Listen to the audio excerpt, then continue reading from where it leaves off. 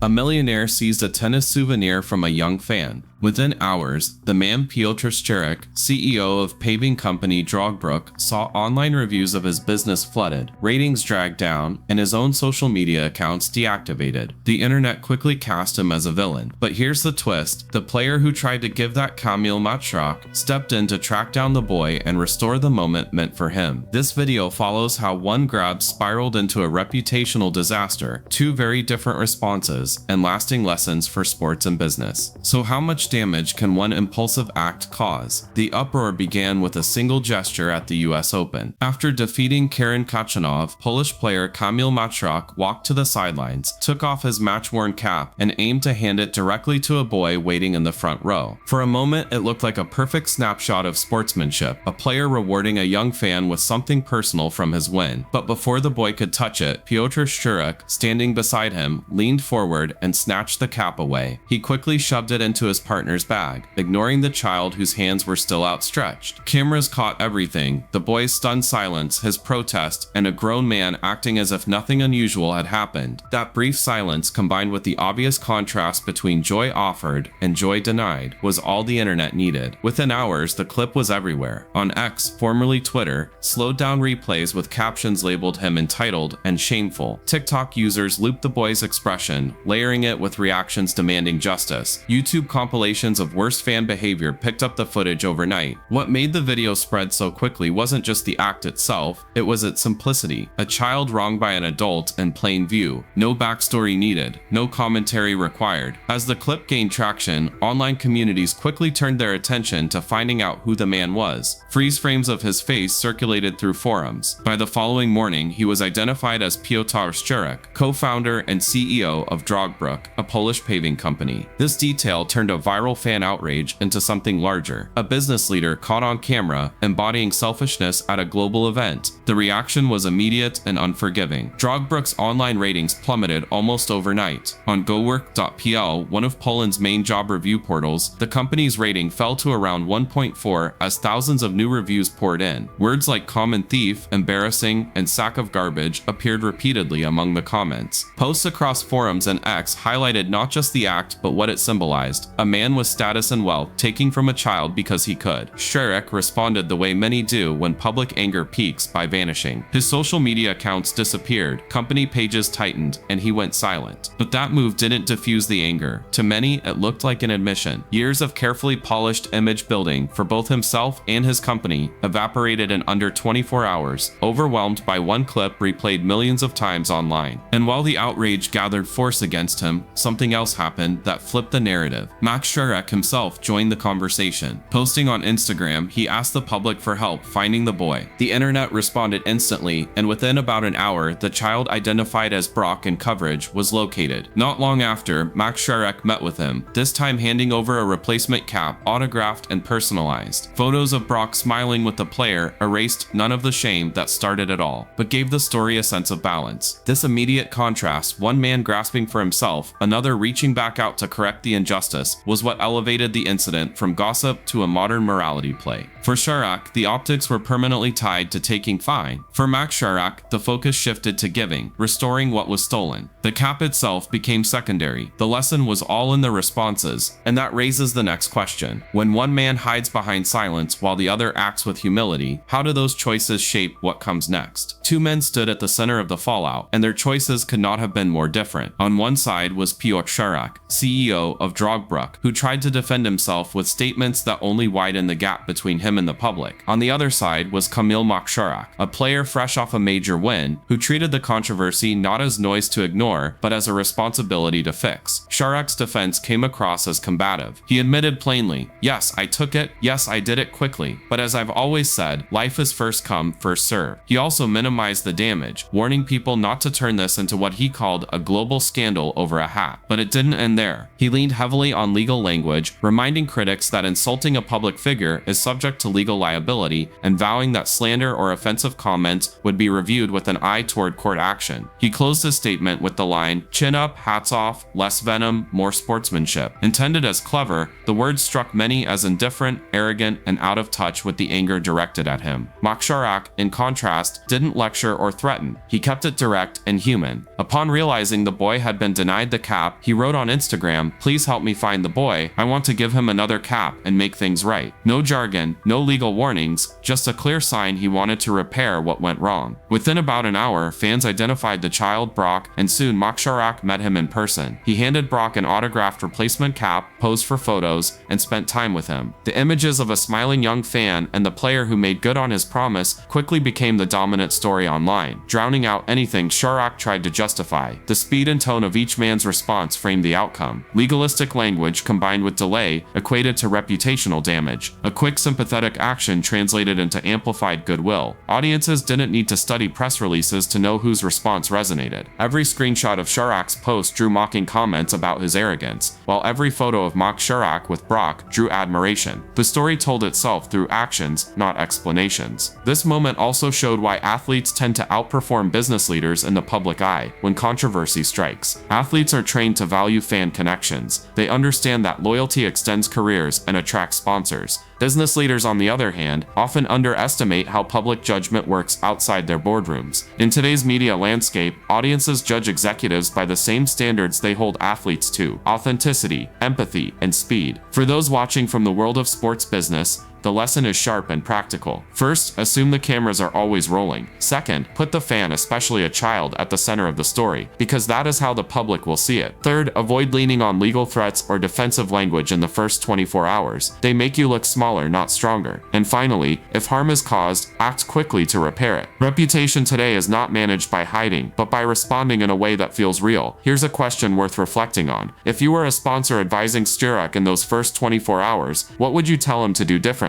The answer to that says as much about your instincts as it does about his. Because in the end, this wasn't simply about a hat. It was about the optics of selfishness versus generosity, and how, in a single moment, reputation can swing in one direction or the other. And when the dust settles, what lingers in people's minds is not the excuse or the technical defense, it's the memory of who chose to take and who chose to give. One cap turned into a reminder of how reputations are built or broken in seconds. And while this story played out on a tennis court, its lessons reach far beyond sports. Here's what it shows. Public incidents travel instantly, far beyond personal accounts or company walls. Defensive or legalistic responses, like stressing life is first come first served, or warning of lawsuits, only fuel the backlash, as Drogba saw with review bombings. But swift, empathetic action, like Maj Drock locating Brock within an hour and gifting him a signed cap, can reset the narrative. Tell us in the comments, if you were advising a sponsor or PR team here, what's the very first move you'd make?